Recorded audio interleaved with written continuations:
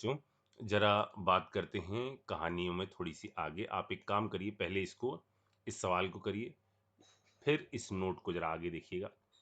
Note का ये point ये है कि हम लोगों ने, अगर आपको याद हो तो, हाई डेंसिटी पॉलीथीन बनाने के लिए यूज किया था कौन सा कैटेलिस्ट? जिंगलर नाटा कैटेलिस्ट। याद है? जिंगलर नाटा कैटेलिस्ट यूज किया था। ये जिंगलर नाटा कैटेलिस्ट जो वर्क करता है, वो प्रेशर जो लेता है, ये वर्किंग कंडीशन में प्रेशर जो रखते हैं हम, ये 6 से 7 एटमॉस्फेयर का प्रेशर रखता है। और ये जो प्रोसेस फॉलो करता है ना बच्चों, ये प्रोसेस फॉलो करता है आपका anionic polymerization. Anionic polymerization polymerization की 3 प्रोसेस होती हैं, कैटायनिक, एनायनिक और फ्री रेडिकल। तो ये एनायनिक पॉलीमराइजेशन को फॉलो करता है। ठीक है। हाई डेंसिटी पॉलीथीन इससे प्रोड्यूस होती है, जिंगलर नाटा कैटेलिस्ट से।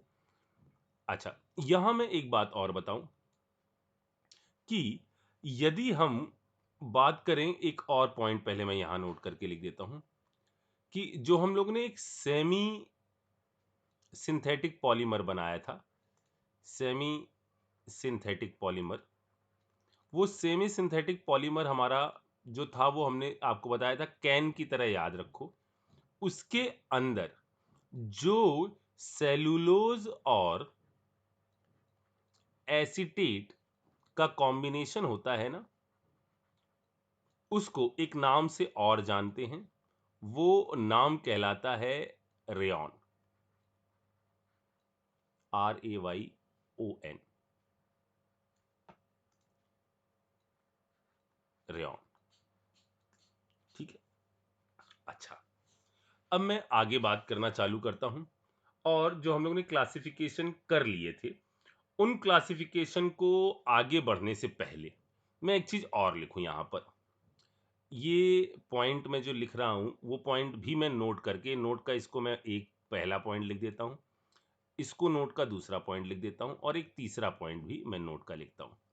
ये नोट का पॉइंट इस बात पर बेस है कि हम लोगों ने CH2 डबल बॉन्ड C, इधर CH3 single bond C, H double bond CH2, इसको मोनोमर यूनिट मानी थी हमने। ठीक है। और इससे हम लोगों ने बनाया था क्या? ये क्या है हमारा? आइसोप्रीन। आइसोप्रीन।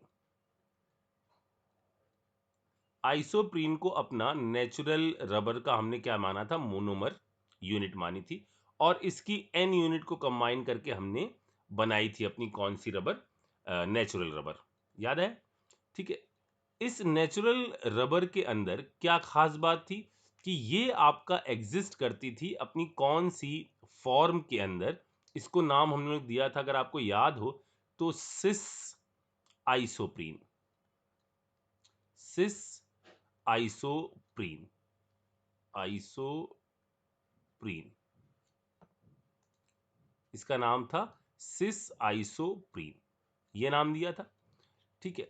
अब होता क्या है बच्चों, ये जो सिस आइसोप्रीन होती है, हम सबको पता है कि यदि सिस फॉर्म में और ट्रांस फॉर्म में हम मेल्टिंग पॉइंट के बारे में बात करें, तो इसकी क्लोज पैकिंग होती है, तो ये आपका अच्छा होता है ट्रांस फॉर्म में एग्जिस्ट करे यदि चीजें। तो यहां पर इस नेचुरल रबर के अंदर होता क्या है, ये काफी चिपचिपी टाइप की होती है, किसी भी सरफेस पर स्टिक कर जाती है।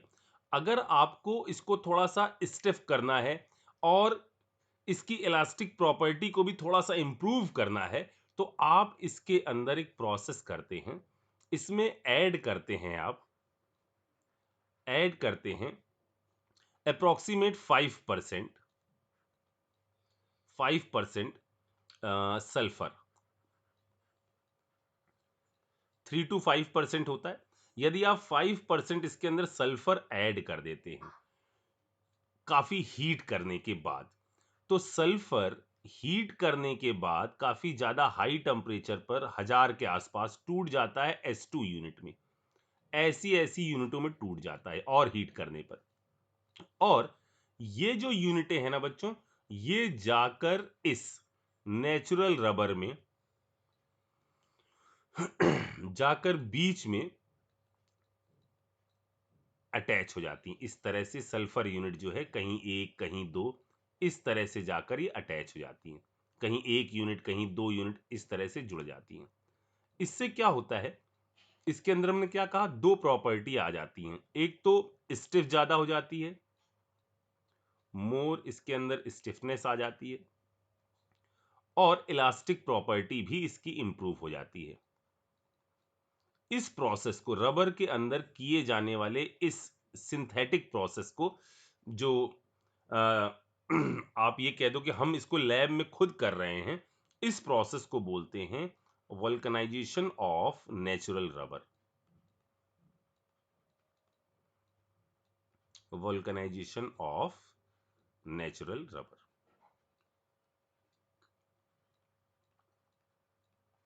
ठीक है। अच्छा, अब मैं इसमें नेचुरल रबर के बारे में बात आई है तो एक बात और बोल देता हूं। एक रबर होती है जो हम कहते हैं synthetic rubber.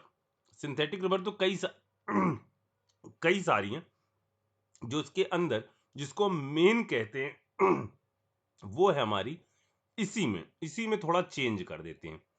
CH2C, Cl, single bond CH, double bond CH2, इसको बोला जाता है क्लोरोप्रीन। इसको बोलते हैं हम क्लोरोप्रीन। और जब इसकी n यूनिटें कंबाइन होती हैं तो हमको मिलता है क्या, नियोप्रीन।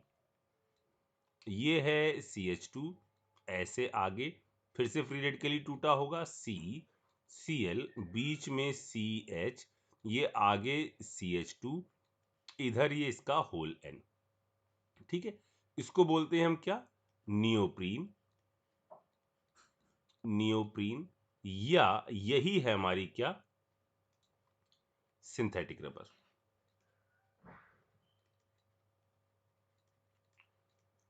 ठीक है। अब इतने नोट के पॉइंट के बाद हम थोड़ा सा आगे बढ़ते हैं और अपने क्लासिफिकेशन के अगले पार्ट पर पहुंचते हैं। हमने पहले on the basis of existence बात कर ली। अब हम बात करते हैं, थोड़ा सा लेस इंपॉर्टेंट पॉइंट है ये, on the basis of, on the basis of type of structure.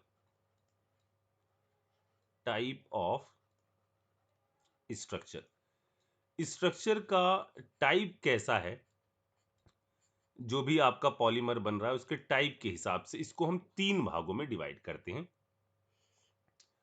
सबसे पहला टाइप है हमारा लीनियर, दूसरा टाइप है हमारा ब्रांच चेन, ठीक है, तीसरा टाइप है हमारा जो कहलाता है क्रॉस लिंक्ड। ठीक है, जैसे नाम सजेस्ट कर रहा है, यहां पर ऐसी इस टाइप की यूनिट होंगी, इसके अंदर बहुत कम इक्का दुक्का जो है आपका वो क्रॉस लिंकिंग मौजूद होगी। इसके एग्जांपल्स में हमारे सामने आएंगे, जो आपका था पीवीसी ले लो, ठीक है ना, बहुत कम क्रॉस लिंकिंग मौजूद होगी, ना के बराबर, या पॉलीथीन ले लो, पॉलीथीन या पॉलीथीन, इसको ले लो। ठीक है, दूसरी है ब्रांच चेन। ब्रांच चेन में क्या होता था, जैसे आपने लो डेंसिटी पॉलीथीन देखी थी, LDP, खूब सारी ब्रांचेज हैं। या आप बात कर लो हम लोग ने देखा था क्या, स्टार्च। स्टार्च के अंदर भी ऐसा ही स्ट्रक्चर होता था। ठीक है, तो LDP या स्टार्च इसके एग्जाम्पल हैं। क्रॉस लिंक, क्रॉस लिंक में क्या होगा, ये लेयर और इसके अंदर भयंकर क्रॉस लिंकिंग मौजूद होगी, ऐसे ऐसे ऐसे ऐसे ऐसे ऐसे ऐसे ऐसे ऐसे। ठीक है। जो भी आपके ऐसे होते हैं ना, जहां पर बाई फंक्शनल ग्रुप होते हैं जहां पर कंडेंसेशन हो रहा है, इस टाइप की चीजें ना इस कैटेगरी में आती हैं। जैसे इसको मैं आपसे क्या कहूँ, जैसे क्रॉस लिंक में भयंकर जो क्रॉस लिंक मौजूद होती है ना, वो आपके इन चीजों में होती है, जैसे बेकेलाइट हो गया, या आपका एक हमने और पढ़ा था वो था मेलामाइन, मेलामाइन फॉर्मेल्डिहाइड वाला, उसके अंदर भी भयंकर क्रॉस लिंकिंग मौजूद होती है। ठीक है, तो ये जो on the basis of structure है ना, इसके अंदर कुछ दमदार चीजें नहीं है। दमदार चीजें हैं इसके थर्ड पॉइंट में। और थर्ड पॉइंट है on the basis of force, on the basis of force, force के हिसाब से हम अपने पॉलीमर को 3 भागों में डिवाइड करते हैं, इनफैक्ट 4 भागों में। सबसे पहला भाग जिसको हम बोलते हैं इलास्टोमर, इलास्टोमर्स।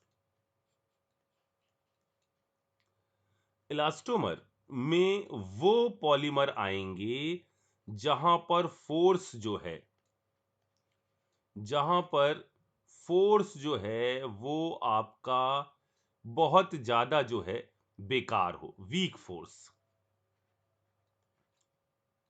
वो इलास्टोमर की कैटेगरी में आएंगे। ठीक है, अब हम कैसे पहचानेंगे कि ये इलास्टोमर है या नहीं है? तो इलास्टोमर पहचानने का ये तरीका होगा कि ऐसे कंपाउंड, कंपाउंड हैविंग, ब्लू से लिखता हूं, कंपाउंड हैविंग 1,3 ब्यूटाडाइईन और इट्स डेरिवेटिव, ऐसे कंपाउंड जो, यहां डेरिवेटिव का मतलब ये है कि जहां पर भी ये मौजूद हो, इस टाइप की चीज मौजूद हो, ठीक है, वहां पर वो जो पर्टिकुलर चीज होगी वो इलास्टोमर होगी। मतलब सर ये इस टाइप की चीज का मतलब कहना क्या चाहते हो? मतलब मैं कहना चाहता हूं कि जैसे आप बात कर लीजिए नेचुरल रबर, जैसे आप बात कर लीजिए नेचुरल रबर, ठीक है, या आप बात कर लीजिए सिंथेटिक रबर, वो सब 1,3 ब्यूटाडाइन वाले हैं, ये सब इसी कैटेगरी में आएंगे। ठीक है, या आप बात कर लीजिए इसकी बूना एस की, ये क्या आ गया सर? इसमें भी यही चीज मौजूद होती है, क्या? ये 1,3 ब्यूटाडाइईन, यानी CH2CH single bond CH double bond CH2, ठीक है, ये बता रहा है आपका ब्यूटाडाइन के बारे में। ये बताता है स्टाइरीन इसके अंदर मौजूद, और सोडियम जो है कैटेलिटिक फॉर्म में लिया जाता है इसकी पॉलीमराइजेशन में। तो दिस प्लस स्टाइरीन, स्टाइरीन आपने एरोमेटिक की बुकलेट में देखा था, स्टाइरीन, इन दोनों के कॉम्बिनेशन से बनता है ब्यूना एस। चलिए जरा देखते हैं ब्यूना एस का पॉलीमर कैसा दिख रहा होगा। ऐसा करते हैं, इसमें लगा लेते हैं, ऐसा करते हैं, इधर सी, इधर सी, और जो हमारा इनिशिएटर आया वो जाकर इधर जुड़ा, यहां एक फ्री रेडिकल जनरेट हुआ, इसने इसको फ्री रेडिकली तोड़ दिया, ऐसे ऐसे ऐसे और ऐसे, और ये चीज इसके साथ कंबाइन कर दी, CH2 CH डबल बॉन्ड, ये इधर CH2 और इस पर फ्री रेडिकल। ठीक है, ये चीज जाकर यहां पर भी फ्री रेडिकल होगा इस जगह पर, ये चीज जाकर इससे जुड़ गई, और ये बन गया हमारा ब्यूना एस। ब्यूना या बूना दोनों एक चीज है। यहां ये बन गया, इधर ये C C CH double bond CH2। ठीक है, अब मैंने चूंकि ये ऑलरेडी लगा रखा है ना, तो अब इस पर मैं नहीं जाऊंगा। ठीक है ना, ये तो ऑलरेडी मैंने लगा रखा है। इधर से मैं ये सोच लूंगा कि इसने इसके आगे जाकर, चूंकि ये किससे अटैक करेगा, ये वाली चीज अटैक किससे करेगी, ये अटैक करेगी आपका इस वाले से। देखो, ये इससे अटैक करेगी और इस पर पॉजिटिव चार्ज बनाएगी ना। तो या तो मैं इसको यदि लिखूं तो इसको ना लिखूं, जो भी मर्जी आपकी। चलो, मैंने इसको लिख दिया, तो मुझे इस वाले को हटा देना चाहिए। ठीक, इधर वाला लिख लो तो इधर वाले को रख, ऐसे रख लेते, ऐसे रख लेते, कोई फर्क नहीं पड़ता, होल एन। ठीक है, इसमें भी क्या है, ये चीज इन्वॉल्व हुई है, यानी ये भी आपका इलास्टोमर की कैटेगरी में है। ठीक है, अच्छा, इसी तरह से एक और है, बुना एन।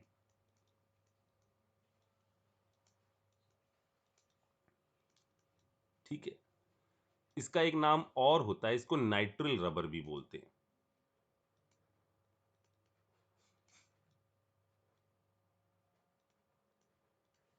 अच्छा, यहां पर ब्यूना एन जो है वो किन किन का कॉम्बिनेशन है, मैं इसको ग्रीन से लिखता हूं।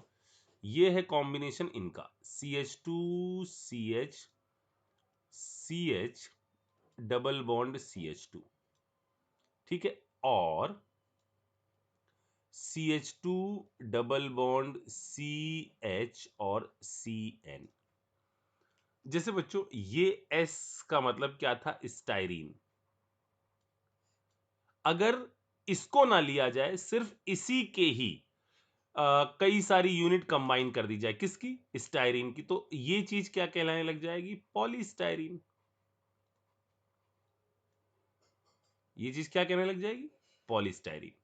ठीक है, इसी तरह से यहां पर यदि इन दोनों को कंबाइन करोगे तो क्या बन जाएगा, ब्यूना एन। और यदि आप सिर्फ और सिर्फ इसको कंबाइन करो, सिर्फ और सिर्फ इसको कंबाइन करो, इसका नाम क्या होता है, जैसे इसका नाम तो हमने कहा स्टाइरीन। ठीक है, इसका नाम होता है एक्रिलीन या ओरॉन, ओरलॉन, ये। ठीक है, और यदि आपका इसका पॉलीमराइजेशन होगा, बस इसके आगे क्या लगा देना है, पॉली लगा देना है। ठीक है, तो ब्यूना एन जो है वो भी आपका किस कैटेगरी में आ रहा है, ये भी आता है इलास्टोमर की कैटेगरी में। तो पहचानना इसको मेरे ख्याल से बहुत आसान है, क्योंकि 1,3 ब्यूटाडाइन इसके जो भी डेरिवेटिव हैं वो यहां आ जाएंगे। अच्छा, अब मैं इसकी दूसरी एक्सट्रीम लिमिट के बारे में बात करता हूं। सर, दूसरी एक्सट्रीम लिमिट मतलब इसमें फोर्स सबसे कम, वो वाली चीज जिसमें फोर्स सबसे भयंकर, वो है हमारे क्या, फाइबर्स।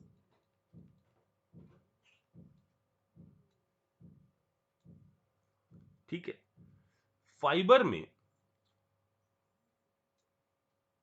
ठीक है, फाइबर में हमारे क्या क्या आएंगे, फाइबर में हमारे आते हैं ऐसे, इसको पहचानेंगे कैसे, इसके अंदर पहले तो फोर्स कैसे होंगे, जबरदस्त स्ट्रॉन्ग फोर्स होंगे।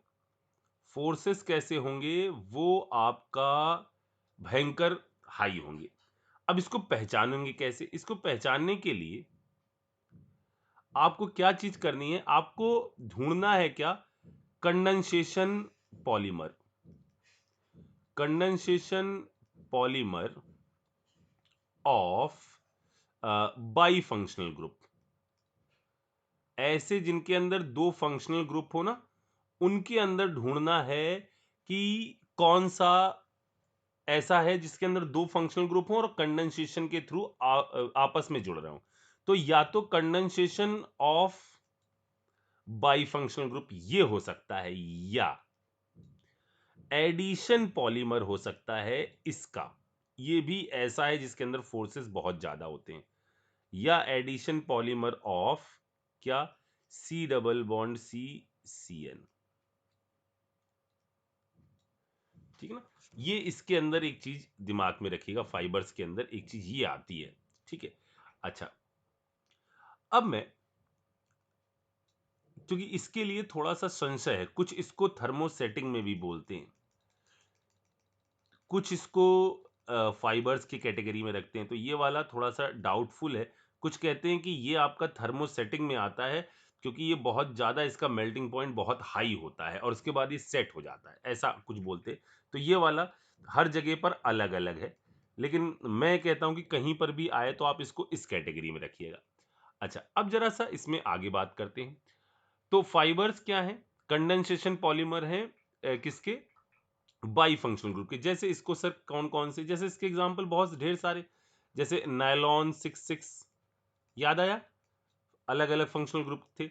या नायलॉन 610, ग्लेप्टेल, डेक्रॉन, सब इसी के तो एग्जांपल थे। डेक्रॉन या ग्लेप्टेल, ठीक है। तो ये सब इसी की कैटेगरी में आते थे, फाइबर्स की कैटेगरी में। एक और जिसको हम इस कैटेगरी में रखना चाहते हैं वो है आपका कैलवार। कैलवार दो चीजों का कॉम्बिनेशन है, जिनमें एक तो है टेरिपेथैलिक एसिड और सॉरी, एक है हमारा टेरिपेथैलिक एसिड यानी C double bond O O H, और दूसरा एक 1,4 पोजीशन पर एमीन ग्रुप।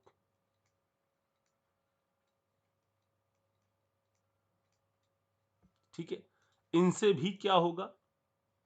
कंडेंसेशन होगा। जो ये कैलवार है, जो इसके और इसके कॉम्बिनेशन से बन रहा है, ये आपका ऐसा है जिसकी टेंसाइल स्ट्रेंथ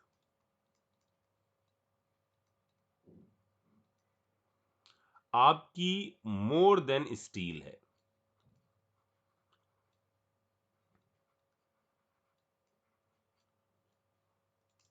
ठीक है, ये हो गई इनकी कहानी।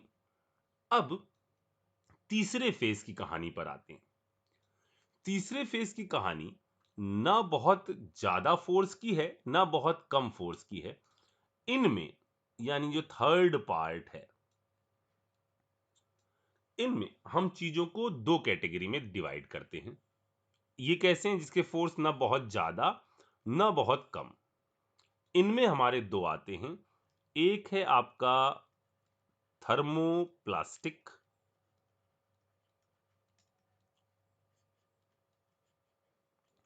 और दूसरा है थर्मोसेटिंग।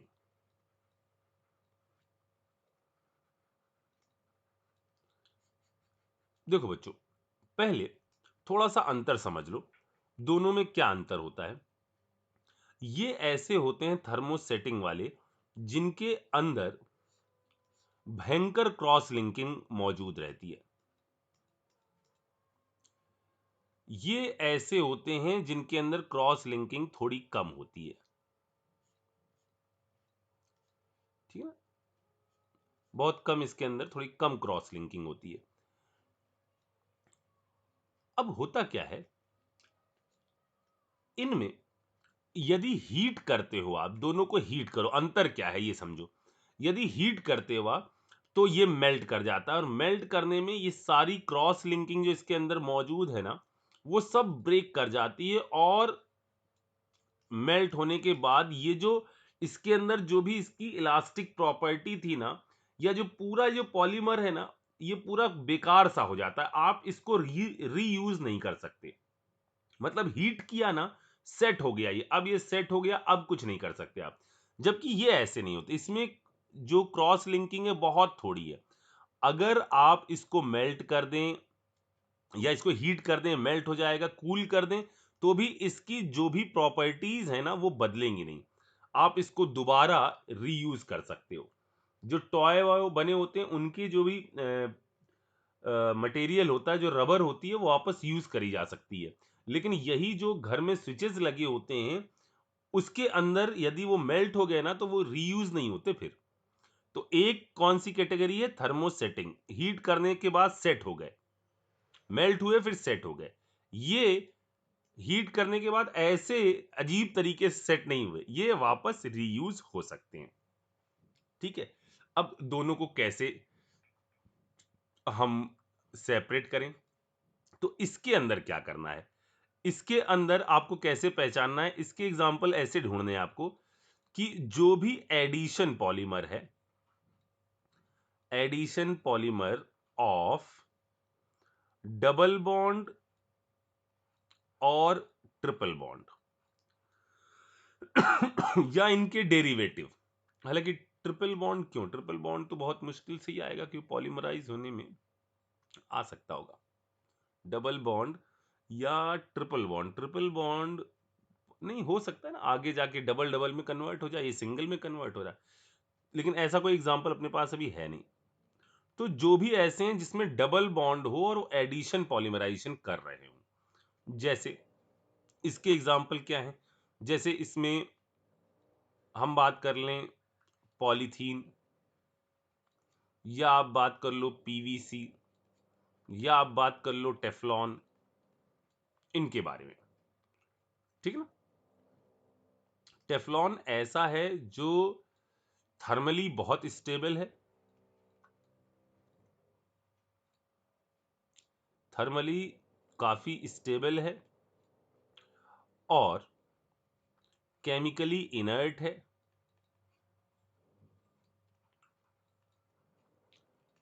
और यूज होता है इसी कारण से नॉन स्टिक कुकवेयर बनाने में। ये भी पहचान लेंगे अपन। थर्मोप्लास्टिक, थर्मोप्लास्टिक ऐसे जिसके अंदर हैवी क्रॉस लिंकिंग होती है, और हैवी क्रॉस लिंकिंग हमारे सामने किस में आएगी, ये आएगी बेकेलाइट में, ये आएगी आपका किस में, बेकेलाइट में, या मेलामाइन फॉर्मेल्डिहाइड वाला जो रेजिन था, या मेलामाइन फॉर्मेल्डिहाइड वाले में, इन दोनों जगहों पर ये चीज हमारे सामने आएगी। तो इस तरह से हम फोर्सेस के हिसाब से इन चीजों को अलग अलग करते हैं, ठीक है। अब एक अगला मेथड है, अगला मेथड है इनमें कि किस टाइप से इसके अंदर बॉन्डिंग वॉन्डिंग चलती है, उसके बारे में बात करनी है, ठीक है। उसके बारे में बात करने से पहले आप जरा ये पहले ऊपर वाला लिखो अच्छी तरीके से, ठीक है, फिर इन चीजों को निपटाओ। मैं आगे फॉर्मेशन, चलो पहले फॉर्मेशन देखना पड़ेगा अपने को, ठीक है। क्या करूं, चलो फॉर्मेशन यहीं चालू करूं क्या, बड़ा हो जाएगा। चलो इसको निपटा लो जल्दी से, इसको कच्चा वो चावल कहते हैं ना, कच्चा चावल मान लेंगे।